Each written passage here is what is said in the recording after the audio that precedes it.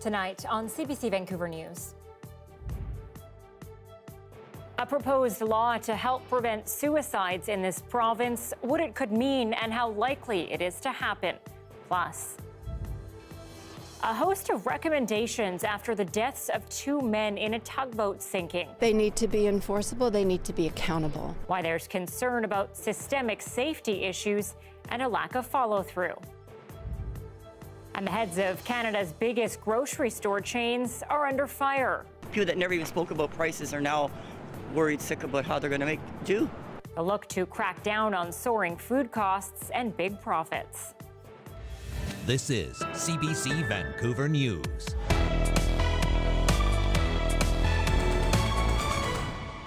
Good evening and thanks for joining us. I'm Anita Bathe. We begin tonight with a new proposed law aiming at helping preventing suicides. A BC Liberal MLA has put forward a private member's bill that would make changes to the province's Mental Health Act. Michelle Gassoub is live with us tonight. Michelle, what's being proposed here? Anita, the proposed amendment would require doctors and nurse practitioners to seek additional information and context before releasing someone that they have reasonable grounds to believe is a harm to themselves or others. It would mean they'd have to reach out to someone with close knowledge of the patient's situation, be it a family member or a complainant.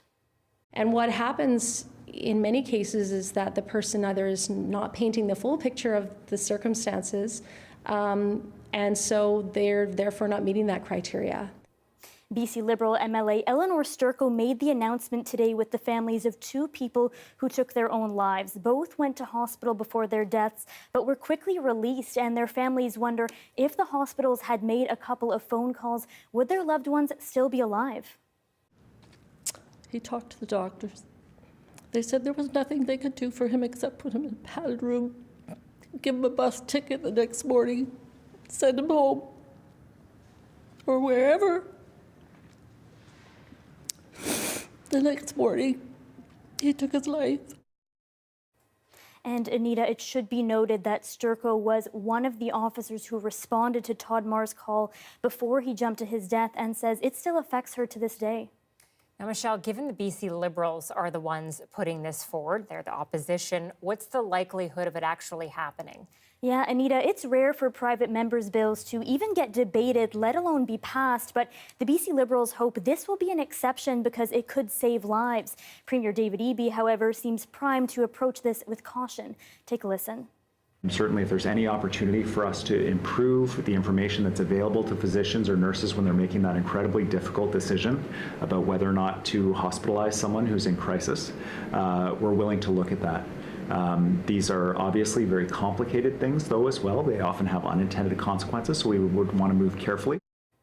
Green Party MLA Adam Olsen, meanwhile, saying this issue resonated with people in his office, and he says the Greens would like to see the BC NDP call this bill for debate. Anita? Michelle Gassoub reporting live for us tonight. Thank you. Well, the Speaker of the House will be leading a review into conduct in the BC legislature.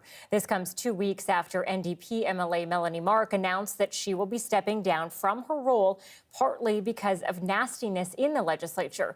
As Mira Baines explains, the move has prompted a look into the abuse experienced by women and people of color in politics. And we need more people like me coming in here to fight. Melanie Mark, the first female First Nations MLA in BC, described the culture in the BC legislature last month when she announced that she would be resigning her seat.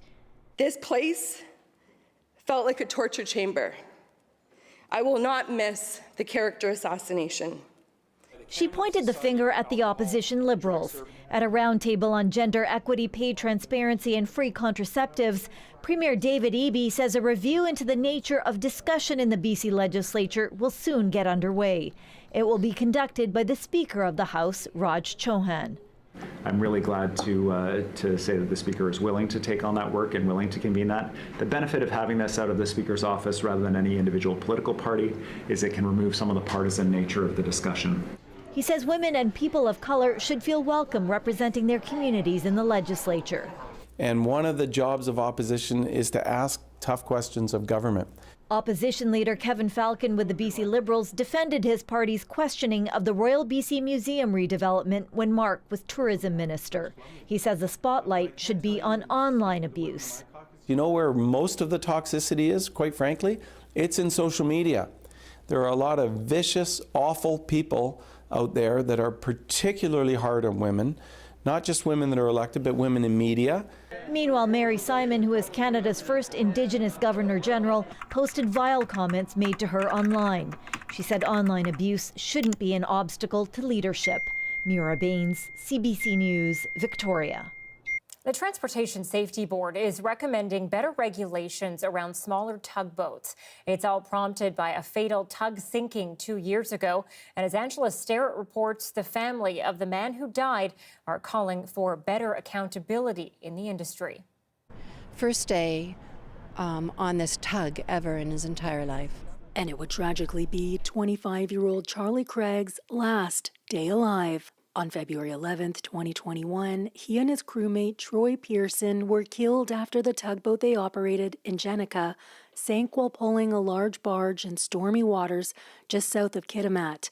A third crew member was rescued after washing ashore. Charlie would not have stepped on that vessel that day if he knew that the owner of that company operated the way that he did with these substandard safety conditions, and that vessel wasn't maintained. The Transportation Safety Board says systemic safety issues have been on its safety watch list for 13 years. These tug operators, 15 GT and less, are not required, even though it would seem obvious that they should, they're not required to conduct risk assessments to assess the suitability of their vessel for that operation in those conditions. And so that's why we're recommending that Transport Canada require tug operators to do so. The Ingenica, owned by Wainwright Marine Services, operated for over 50 years, but had no inspection records at any point in the tug's operational life. We also know as well that there was inconsistencies in the way that the life-saving equipment was maintained on board. There was also inconsistencies in the way that the crew prepared or practiced drills. The TSB also recommended that the Pacific Pilotage Authority ensure that only qualified crew members are allowed to pilot a vessel. There's so much blame to be had, but at the same time, we have to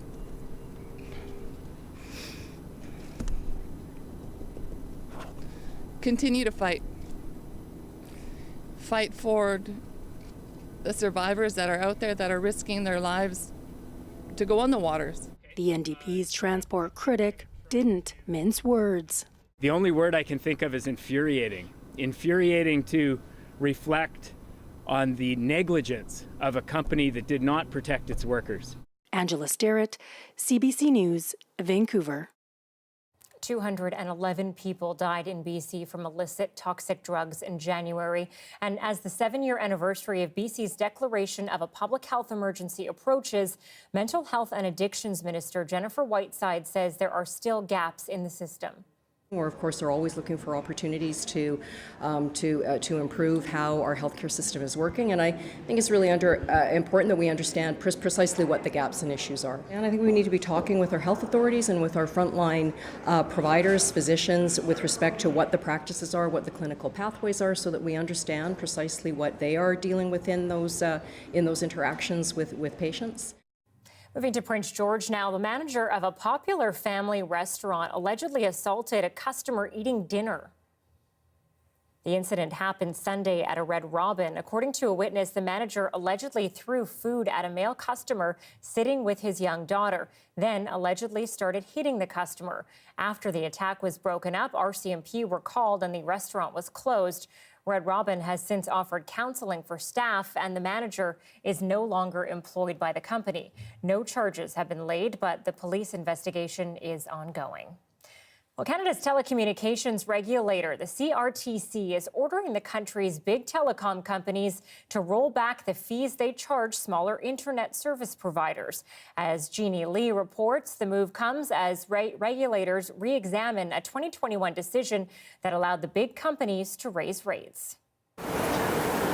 This is about taking a different approach to tackle the same issue, which is how do you create more competition in the industry in Canada and therefore lower prices for consumers? So there have been consultations in the past, but the CRTC acknowledges that goal is still very elusive. So while it holds this particular consult, it's going to cut some of those rates by 10%. We've been asking the CRTC to make sure that prices go down, that we'd have more competition. And that's one of the tools in the toolbox to make sure that we would have better prices for Canadians. And as you know, there's another big decisions to come, and my focus, and I'm relentless, is to make sure that whatever we do, that Canadians who are paying higher, high prices in Canada, we all know that the rates would go down. One way the rates would go down would be, again, more competition. So the big issue in this consultation would be, number one, whether the fees that the big providers, and that would be the Rogers, Bell, and Teluses of the world, charge to those smaller providers in order to tap into their networks and provide the service to their customers. And also the question of whether they should be able to access fiber networks, which allow people to surf the net at very high speeds. Now, the big providers will, of course, say, hey, we paid into this, we built it, so, we have the right to charge. But, of course, the question of how much is the key here. Well, for the first time in a year, the Bank of Canada is holding its interest rate steady at 4.5%. This comes after 8 consecutive hikes in an attempt to ease inflation. The central bank says previous hikes seem to be working, though inflation remains too high at 5.9%. Meanwhile, it is trying to balance other interest rate pressures. The Canadian job market remains strong, but the U.S. central bank says it intends to continue raising rates, which could reduce the value of the Canadian dollar. Well, people all around the world are celebrating the Indian Festival of Holi tonight, including those who attended an event today in Nanaimo. And the colors are always beautiful. The annual festival is known for playing with colors to usher in spring and new beginnings. This celebration was organized on campus at Vancouver Island University. And don't worry, participants were told to wear clothes they don't mind getting colorful. Transit workers are stopping service in the Fraser Valley tomorrow as bus drivers take action in their ongoing labor dispute. Now, commuters hoping for a quick solution. I guess the government should take the imperative steps to clear it out as soon as possible. The government should increase the pay of them because they spend the whole day for their service. I want to make sure these guys do something about for the drivers, they are doing their best. And it's going to really affect my living in Abbotsford. So the transit and communication is very important.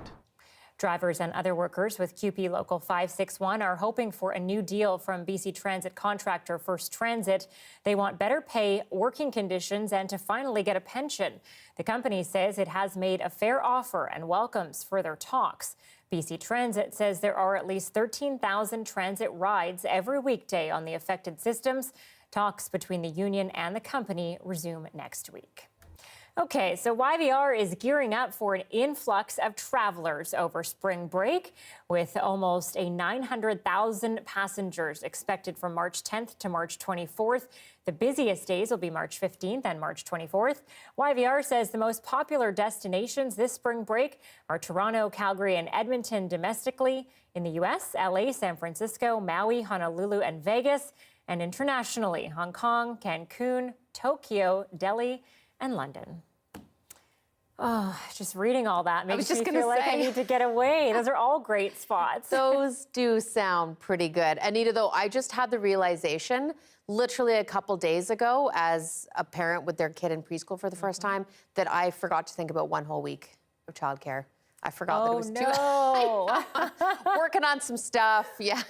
Good luck to you. Sorry I can't be of help. I know, right? Yeah. But nice to think about some warmer destinations. It has been cooler than seasonal for the better part of the past month here on the South Coast. But nice to at least feel and see some first signs of spring that'll hopefully carry us through March break for anyone not heading to warmer destinations. Check out the current satellite shot and that swirl sitting off our coast. That is the center of a low pressure system that actually isn't affecting us. It's just off the coast enough that we're seeing a few bands of clouds move into Metro Vancouver through the day. Some lightning south of the border. This is sort of the control of our weather, but it really doesn't bring much in the way of weather for the next 24 hours as it swirls off the coast and sinks south. We may see a few showers tonight, probably a better chance around the midnight hour, and then we're back to another mix of sun and cloud Thursday. This is the next system I'm watching, sort of dropping down from Haida Gwaii for Friday into the weekend. This one may bring us a few showers for that weekend stretch. Good timing, I know, but temperatures at least still mild, and I'm not seeing any major snow, which isn't out of the question with the season we've had. Great. Thanks, Jo. You're welcome. Now to an urgent call for better health care for Canadians with endometriosis. Now, this is a disease which can cause debilitating pain, and experts say it's underdiagnosed and under-researched. Kate McKenna shows us one woman's journey. Maggie Archibald is about to have surgery that could change her life. I'm a little nervous and tired. I didn't sleep last night.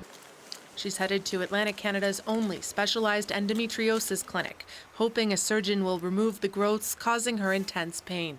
I think I'm ready to kind of have this next chapter happen. Archibald has endometriosis, a debilitating disease that affects 10% of women, as well as some non-binary and trans people. Cells grow on the outside of a uterus, causing painful lesions and cysts. A lot of people said it's like hot coals in your abdomen. Tracy Lindemann's new book examines endometriosis care in Canada. Patients often wait years for treatment, if they get it at all. Barriers exist all across Canada, but something that's really common across the country, I would say, is impossibly long wait times. Archibald spent years in and out of doctors' offices not getting answers. So I got very frustrated with the lack of response and timeline, so I took it upon myself to write my MLA and explain my situation. A lot of people go to their family doctors or walk-in clinics if they don't have a family doctor, sometimes dozens of times, before anyone takes their concerns seriously and refers them on to a gynecologist. Archibald was referred here, but even with a referral, there's an 18-month wait list. I think the fact that we have any individuals who have to advocate for themselves to that extent is reflective of a problem in the system. Just a little update. Her surgery was a success. Things went really well today. I'm really pleased with how everything went. She's one step closer to being pain-free, but she says she won't be completely relieved until everyone with endometriosis gets the care that they need. Kate McKenna, CBC News, Halifax. Well, today marks International Women's Day, a day to celebrate women and reflect on the struggles that continue to exist, from building careers and maintaining childcare to advancing representation. The CBC's Benit Brach looks at how some women in BC are breaking barriers in the workforce. The first time I ever climbed a tower crane, I think I ran up the machine. The excitement just carried me up the ladder so fast. Each step leads Isabella Lopes to what she calls her second home, 180 feet high in the sky. Christmas lights I string up and I wrap all my surfaces in something cute. The 22-year-old's career path has taken lots of mentorship and persistence. I didn't necessarily get large amounts of support from the men in my life at the time. They were worried about the treatment that I would receive. I have had nothing but support from the people that I work with. And I find this industry is actually very open to women. Lopes hopes more young women take the leap into the trades like her. People are realizing that women are capable of doing the same jobs that men are doing, although we have different strong suits. Chelsea Gill can relate. There's 2 females out of 87 techs. The space buzzes with radars, radios, and focused minds, and Gill is a technologist for these air traffic controllers in BC. For 9,000. Air Canada 191 Victoria Terminal, good afternoon.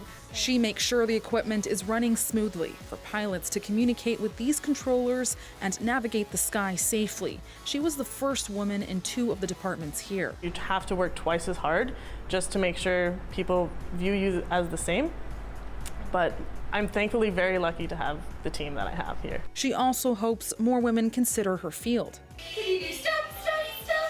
For others, breaking barriers has meant creating a unique space for women and children to thrive under one roof. People can't use workspace if they don't have childcare. A lot of the time people can't access mental health support services because they don't have childcare. In one space, there is childcare, offices, mental health services, and more. Equity is creating a space that's intentionally designed for women to meet their needs in order for them to thrive. Parents and guardians pay different membership fees for their needs. I'm a comic book creator and colorist, and so I was working from home and had no resources to help me take care of my baby when I became a mother. I feel like, yes, I'm not alone.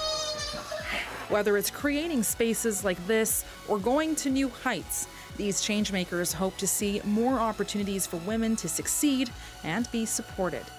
Benit Brach, CBC News, Vancouver.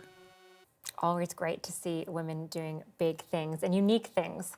Okay, Turkish artists living in Canada are using their skills to lift up women at a Vancouver exhibition tonight for International Women's Day. But as Yasmin Renea explains, when the devastating earthquakes hit Turkey and Syria last month, some shifted their focus. It's going to be a good year for artists in Vancouver. These women are supporting each other during tough times through art. My subject is women, the women's power, the women's braveness, the women's beauties. Nilufar Muayyeri was born in Iran but grew up in Turkey. She's organizing this art exhibit. It was initially about International Women's Day and the 100th anniversary of the Turkish Republic, but it turned into so much more. After the devastating earthquakes in Turkey and Syria, I decided to express my feeling with the painting of woman between happiness and darkness.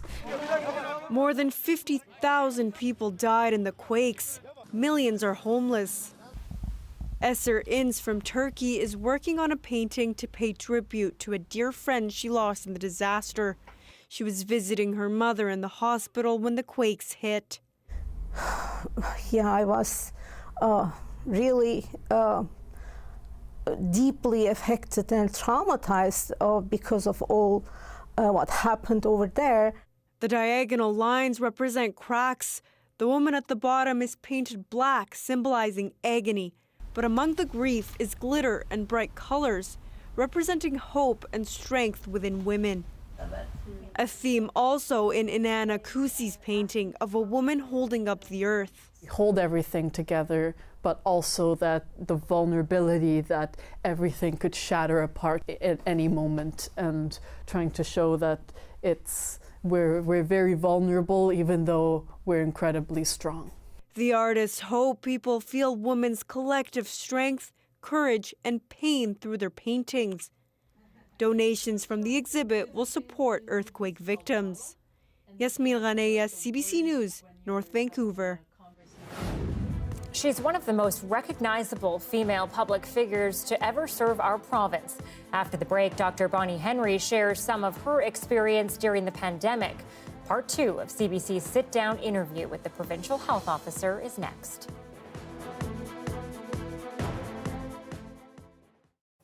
Thanks for staying with us during our commercial-free live stream tonight. An international team of scientists, including researchers at Dalhousie University in Nova Scotia, are collaborating to study the sounds fish make underwater to better understand how they communicate. They say one form of communication is the release of gas from their butts. Take a look. We asked CBC staff to put their investigative skills to the test and identify these sounds. Is that a cricket? It is something rolling down a street, maybe a skateboard. Or a heartbeat. That's definitely like something opening, like something creaking. Kind of like a jackhammer.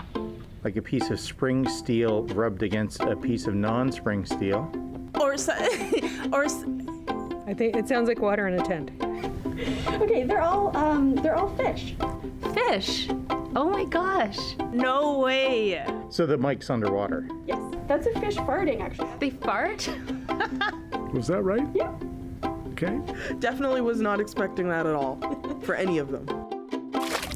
Releasing gas from their butts is just one way fish communicate. Here's the science. They don't have a larynx like us. They use other organs in their body. So one way is using their muscles, which are connected to a swim bladder, which is a gas-filled organ, and basically their muscles vibrate, and it's essentially like a drum because the swim bladder is filled with gas.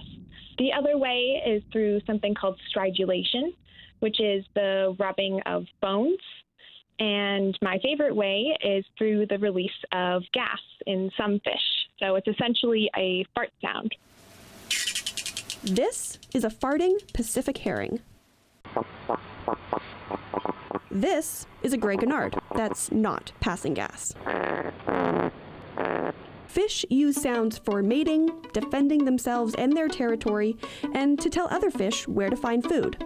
We can use this to detect invasive species. If we pick up these sounds, we can monitor spawning grounds. So if we know what kind of sounds they make during spawning, we know where they are. And it helps us identify these essential habitats for fish. Researchers from 5 organizations, including Dalhousie University, compiled underwater recordings from fish species around the world, and they posted the different sounds online for all to hear. Oh, it's immensely valuable. It also is moving us into being able to use machine learning or computers to identify these sounds automatically. If we can teach computers how to do it, then we'll be able to monitor things remotely. You learn something new every day.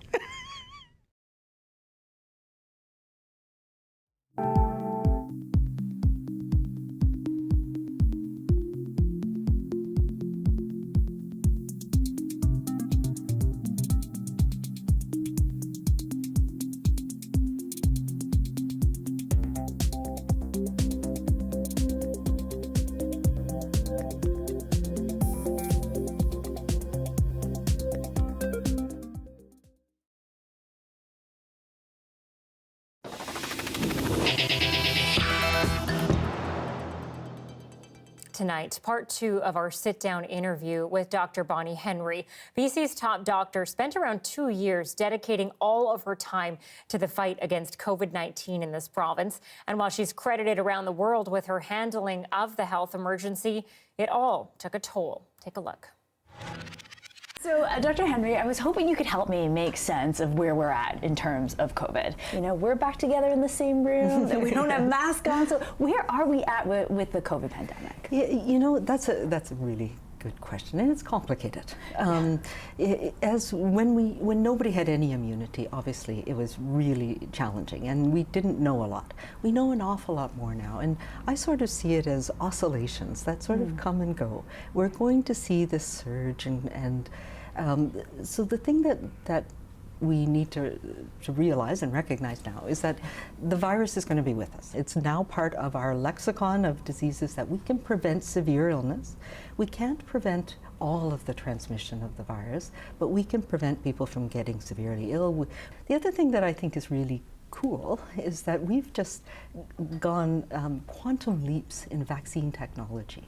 So the mRNA vaccines, which had been in development for decades, this technology, I think, is going to be able to give us vaccines that maybe will protect us from all COVID. So I would like to see a future, maybe it's the optimist in me, you know, within a few years, we might have a vaccine that we get 1 or 2 doses and that'll last us for life. Or maybe that we'll have a vaccine that'll last us for 4 or 5 years until there's a major change, and then we may need to get a booster. So, you know, we're coming up to the 3-year anniversary of the pandemic. I remember the very first press conference that you held. I was in the room at the BC CDC at the time. You wore a pink jacket that day as well. I did, a pink leather jacket. Yes, a pink leather jacket. I remember it. Do you ever think back on that moment? Because I remember I had so much going through my head. You know, I think back, I'm like, wow, what a journey we made on. What do you think when you look back on that moment? I think about that moment quite a lot, actually, and I've been also thinking, I can't believe it's been 3 years. Yeah. You know, that was an interesting day, because we had planned to do that media briefing to talk about the planning, the things that we're doing, and as it turned out, it was on that weekend that we had our first case, and I knew on that day that we had to start the conversation about what was going to happen, what potentially could happen, in a way that gave people the information they needed, in simple terms and wasn't based on fear. It was tough. I knew it was going to be a hard one, and it was. And I think it lasted like 2 hours. We had lots of questions, and remember we were all crammed in that room. I think back on it now, and it's like, whoa. That was probably not a good idea considering what we. But we didn't know that at the right? time, there was not a lot of it around, and we knew where it was because we were getting sporadic introductions, and then we had this little dental conference wave, and then we had Washington State. We had a wave of people because we have so much movement back and forth across the border with Washington State. And that's when I was like, okay, we're in there now. We're in it now. It's not just travel people. It's everywhere now. What was it like trying to tell the government that they had to close the borders? Well, it's a federal thing, right? So Minister Dix and I, behind the scenes, we were saying, hey, guys, you need to pay attention to this. And they're like, oh, we can't possibly do this. It's, how do we monitor it? Because we didn't have systems to monitor people at the border. We didn't, especially the land borders and flights and stopping flights. And you remember cruise ships? Like, my God, why would anybody ever go on a cruise ship ever? But, personal opinion. I still think that. I'm like petri dishes of disease. I'm like, cannot go on. And you think of all the things that we've been through. It's just such a relief to be back. Are you tired still? Are you feeling? Yes, I went on vacation for the last 2 weeks, and I went to the Galapagos with some of my travel friends. Oh, nice. Was this your first vacation since? It's my first real vacation, since the before times. And I had a nap every afternoon. Like, hey, we're going snorkeling, we're going walking, and we're doing this naturalist thing, and blah. And I'm like, I have a 3-year sleep debt. I need my nap. Okay, what were your hours that you were working at the time then? Well, I worked every day for the first 2 years, essentially. Okay, so I want to also show you a little clip. So, we talked about how, it was tough times, and there were even tougher roads ahead, and I think you showed us a bit of that here. You got really emotional. I did. Is there a personal side for you? I had parents in care. I don't know if you're not with us anymore, but what's your personal? I've never seen emotion come on you, of course, so far, and it's very human. And I'm not sure if it's you've not seen emotion. Maybe I'm just good at hiding it. No, I think this is something that I'm very concerned about. I went through SARS. I've been through Ebola. I've been through the pandemic in 2009. And I just know how stressful it is for our healthcare system, for my colleagues, and for families that are dealing with this. And I'm probably a little tired myself, but what can I say? It's a very difficult time, and I'm feeling for the families and the people that are dealing with this right now. That was a question from my colleague Doug Kerr. Yeah. It was a big moment, eh? What was going through your head then? What do you think now when you look back at it? I remember very much the feeling that day, and we were coming to understand how severe this virus could be in elders and seniors. And it's, I think, in our society, we downplay that often, and it's like, oh, it's just old people. I felt so much that we needed to honor and protect seniors and elders, and that we as a society needed to step up to do that. And it just hit me that morning that this, the weight of those decisions and how this was going to be a longer term thing, that it was not going to be over in 2 weeks. When there was the dental conference. Oh, yes. And all the rumors around the chips and people sticking their hands in. And I was like, that was like the first wave of this virus that we had, the super spreader events. And I'm like, oh my God, the dental conference. Like, who let that happen? So I've got another clip I want to show you. So this guy, I think you may be familiar with. So I don't know if anybody tracked numbers more than Justin McElroy did. Yes. It's funny, I've talked to him, but I wouldn't recognize him to see him. Okay, well there you go. So he had a question for you because I thought, is there anybody better than the guy that was, watching it in precise detail? Dr. Henry is worried about this question. Okay, here we go. Hi, Dr. Henry. I know a lot of different people have had a lot of different thoughts over the last 3 years on how the pandemic has been managed in BC. But one thing I've heard, not just here, but all over the world, is people wondering whether governments have done enough to protect the most vulnerable and to strengthen our healthcare system, not just through this pandemic, but for any future pandemics that might happen around the world. Do you believe BC is more prepared for any future pandemic that could happen? What do you think? Okay, that's a tough question. If something new arose, I don't think we'd be in a better place because we are stretched and exhausted and tired. Our systems were stretched before this. And this pandemic has highlighted not only the challenges in our healthcare system, the challenges in our global supply system for healthcare products. When you come through such a traumatic thing that has lasted for so long, just the thought of having to do it again, I mean, think about it. Yeah. Think about how hard it was for families when kids were at home. Mm-hmm. Think about how hard it is not being able to see people. CEOs from Canada's biggest grocery chains under fire and forced to defend themselves against claims of price gouging. More on the rising cost of living next.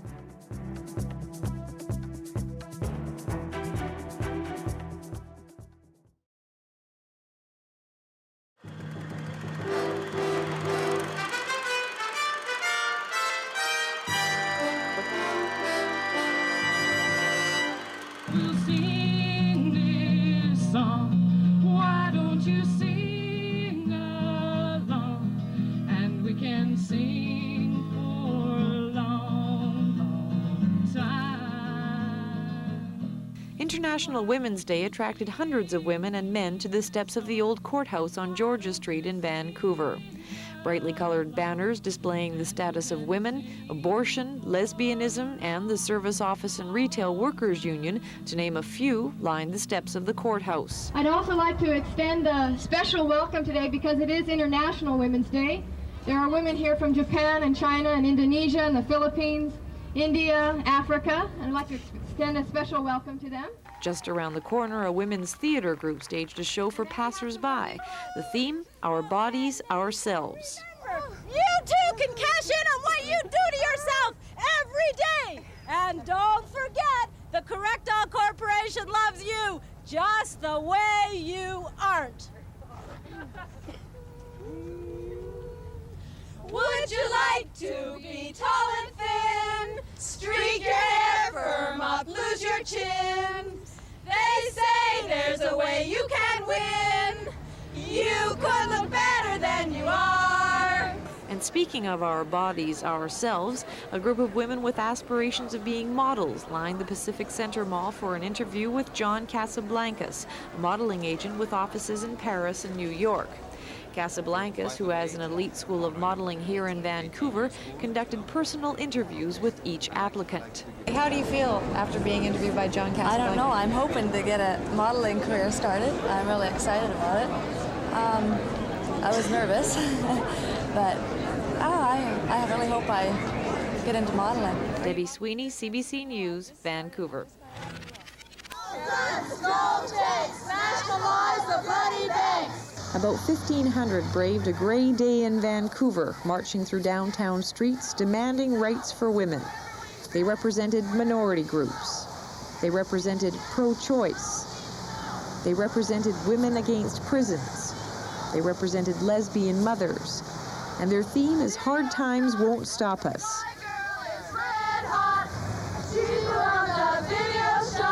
The main protest that marks this year for mothers is directed at Red Hot video stores. Red Hot Video! Shut them down! Red Hot Video! Shut them down! From bullhorns to speeches. Incite hatred against minority people. We demand that pornography be banned and outlawed because it incites hatred against women. They're demanding a province-wide boycott of pornographic video, and they're planning to picket rental outlets on March 12th. Deborah Sweeney, CBC News, Vancouver.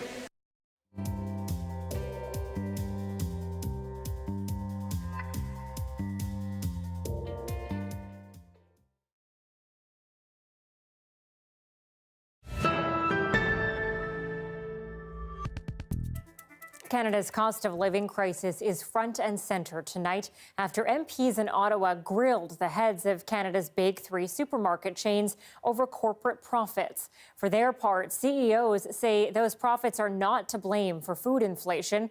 But as Anita Bathe shows us, some lawmakers don't seem to buy it.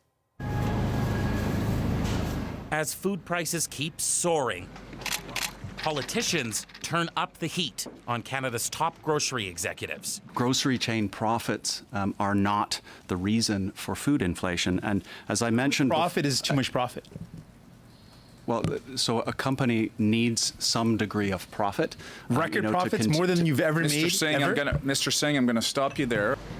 The heads of Loblaw, Empire, and Metro asked point blank, are they making too much money? How much profit is too much profit? We're a big company and the numbers are very large. And executives say higher prices mean they bring in more cash, but not more profit. Our revenues have gone up, expenses have gone up, margins have not gone up. They've been stable for a long time, and food margins have actually declined. So those are facts. Then you go to packaging, tin up 53%, pulp up 45%. I'm not going to keep going on. Freight, fuel, labor, every inputted cost has gone up. The price of business is going up. There have been increased profits at some grocery chains. Loblaw says it's from other parts of their business, and some experts back that up. We're buying different things, which may affect profitability too. So might grocers do something to help out? Sure, they're not charities, but I'm not convinced that they're taking excessive price increases and fueling this. However, those price increases are substantial. Meat up 7% since last year. Fresh vegetables up more than 14%. What can I do that's Shoppers have noticed. But my bill just keeps going up. It doesn't matter how much I try to cut back. It's constantly going up. And I just don't even know what to do about it. There may not be much consumers can do right now. Experts say weather, labor shortages, and higher transportation costs continue to push up prices. All those problems outside the control of consumers or the companies. That's Anita Bathe reporting from Calgary tonight. Well, there's more pressure on Prime Minister Justin Trudeau to reveal what he knew and when about China's attempts to interfere in Canadian elections. Here's Ashley Burke with what sparked the latest volley and just how harsh the rhetoric has become. The Prime Minister headed into question period for an increasingly brutal political fight.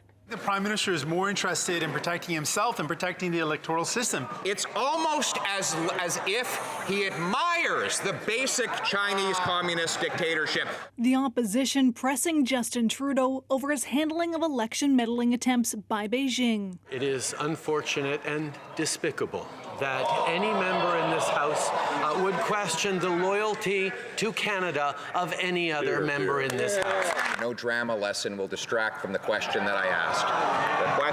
The question was very clear. How much did the Liberal Party get in donations directed from Beijing? I've asked it multiple times. I find it incredible that he can't stand up and answer with a zero. This latest flare-up after Global News reported a high-level memo written for the Trudeau government warned Chinese officials had transferred money to a covert network aiming to interfere in the 2019 election. Whether federal candidates received money from China, as I've stated many times, we have no information on that. Why does he continue to state the diametric opposite of the truth in his answers in this House of Commons? Did you compromise the election? The Prime Minister, bombarded with questions, refused to specifically answer what he knew and when. I know that no matter what I say, Canadians continue to have questions about what we did and what we didn't. And that is why an independent special rapporteur is going to be able to look at the entire landscape and dig deeply into everything anyone knew. But the NDP leader says that's not enough. Jagmeet Singh says that Canadians' trust and confidence in the electoral system is eroding and that the only way forward is a public inquiry. Ashley Burke, CBC News, Ottawa. One of the toughest snowmobile races on the planet has been canceled because of too much rain. How some drivers were forced to swim to safety coming up.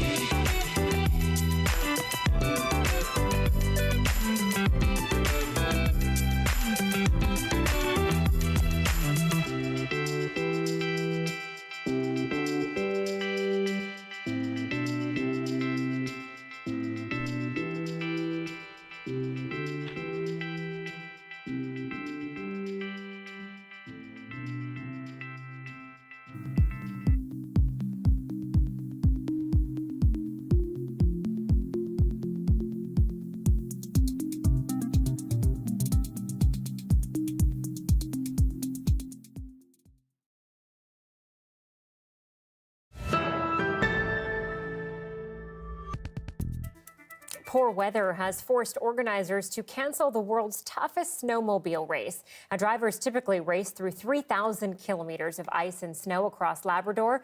But as Jeremy Eaton reports, this year, for the second time in 17 years, it's just too warm. Social media sites quickly filled up with the scenes one wouldn't expect in Labrador in March.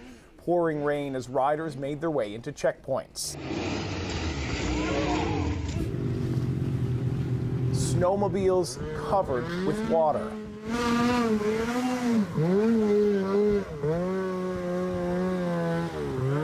The decision follows a scary moment on Labrador's south coast with one of the riders from Team 66, the duo who had traveled from Finland, going through the ice while en route to Port Hope Simpson.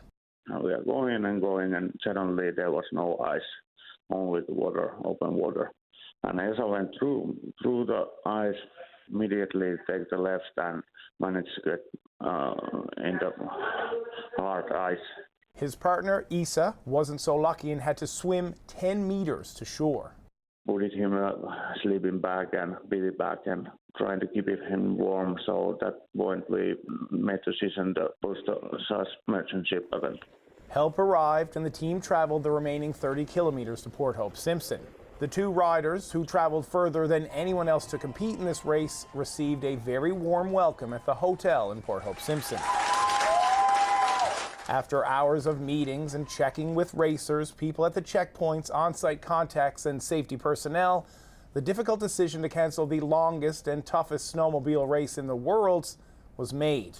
This is the first time Cane's Quest has ever been canceled mid-race in almost 2 decades. Jeremy Eaton, CBC News, St. John's. Yeah, and this is interesting, Joe, because they've had such a mild winter compared to what they should have, right? And compared to what we've gotten this year. It's been a real mix, depending on what side of the country you've been on this winter.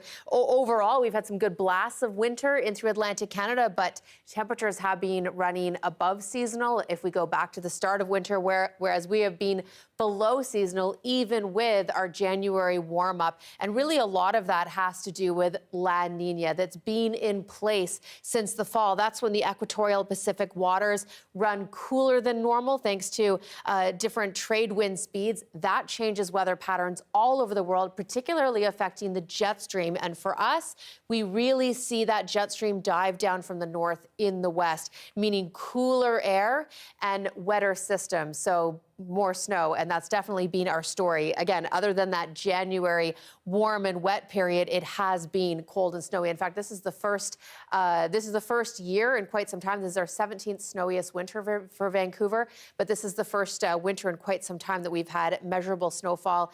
November, December, January, February, and now March in through Vancouver. But La Nina often means wetter and milder for the east. So a very classic La Nina pattern. And as I take you through the forecast, notice that cool air still very La Nina-esque across the west. We're not Arctic, but we are still below seasonal through the next 10 days that I can see. That cooler air hangs on, so temperatures generally running 1 to 5 degrees below seasonal across the province. We are getting the sunshine, though. Quick peek at the weather across the province. Sun for everyone. It's nice to get some solidarity, including through Prince Rupert. I know you've got that system spinning off the coast. Dease Lake -6. Some poor air quality in through the North Okanagan, where we do have that sinking air mass sort of locking in fine particulate matter. Look for possibly morning flurries in through Kelowna, but clearing out to sun in the afternoon. And enjoy, because snow back on Friday. Cranbrook at the freezing mark, and Port Hardy, few showers in the morning, otherwise a sunny day for you. So all of the province sort of sharing in that mix of sun and cloud for Thursday, with almost seasonal temperatures.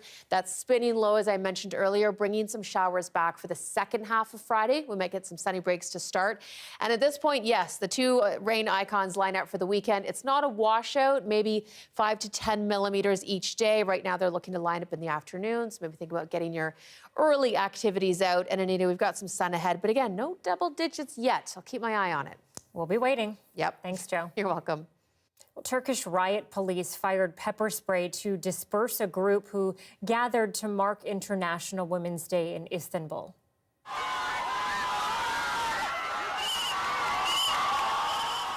Every year, the local governor bans marches to commemorate the day, but demonstrators defy the ban, leading to confrontations with police. This year, around 2,000 people marched through the streets to highlight the many challenges women in Turkey face. Scuffles broke out when a small group of demonstrators tried to force their way through police barriers while the rest of the crowd dispersed at the end of the march. But now we want to take you to Iran, where, as Ethel Musa shows us, on this International Women's Day, the struggle for many is a matter of life and death. On a day when women marched around the world to mark International Women's Day, in Iran, they are marching to protest the poisoning of schoolgirls. More than 1,000 students have reportedly fallen ill over the past 3 months. The cause, still a mystery. Iran's supreme leader says the acts are unforgivable, but many inside and outside Iran blame the regime. It's like Taliban. Maybe they do this because they want the parents prohibited the girls going to school. Zarin Moyedin left Iran shortly after the revolution in 1979. Here is me. She says she was against it from the start. A large crowd of women. Exactly 44 years ago, Moyedin marched in Tehran alongside thousands of other women to demonstrate against a decree from the country's first supreme leader. We were protesting against the mandatory hijab. Moyedin says her hope for change faded after years of repression. But the protests happening now, sparked last year by the death of 22-year-old Mahsa Amini in police custody, are restoring it. All the time brings tears to my eyes from the happiness that the revolution this time leading by the women. These two young Iranian-Canadian women closely watching the events in Iran unfold share that sense of hope as well, despite the dangers that women and girls continue to face. These poisonings are another way that the government is trying to take revenge. I feel like it's not even a protest anymore, it's more like a revolution. A revolution, they say, for women, for life, and for freedom. Ethel Musa, CBC News, Toronto. Coming up, the story of what two local hikers found when they were out in the backcountry. We'll hear how rare the phenomenon is.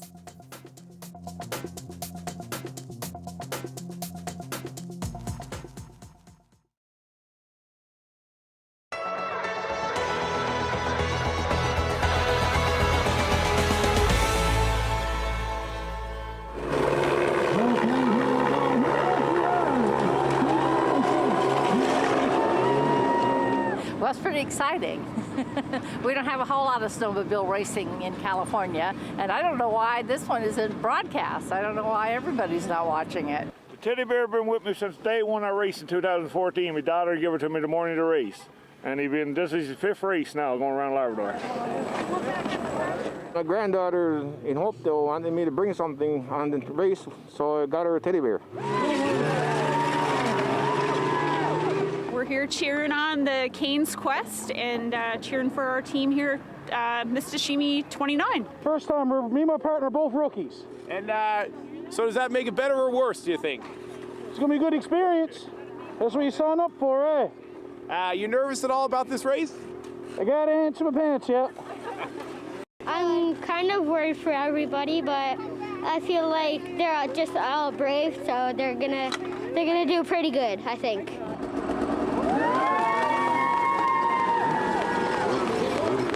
So how do you feel as your daughter? Are you excited? You're nervous for him? How are you feeling for your dad? I'm nervous and excited at the same time. Yeah? How's that?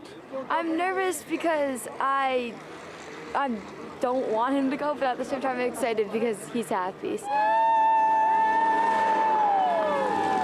Honestly, it's hard to describe, and I don't think I could fit it all in a 400-page book, and that's the truth. But you know what? My perspective is this much of Canes Quest. Nobody understands about this race how how many fine details there are, how elaborate it is, how complex it is. Nobody could get the gist of this race, not all of it. It's amazing. I only have just a small perspective, but I tell you, it's absolutely incredible. So happy to be back. I've been waiting for this for 3 full years, and that's the truth.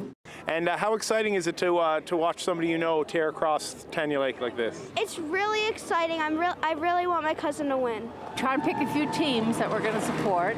Kind of lean towards those Newfoundlanders, you know, on the other island. It's just pretty exciting. Everybody's geared up. Everybody's excited about it. And today, absolutely gorgeous. Maybe a little bit warm for the race, I guess, but for us, perfect.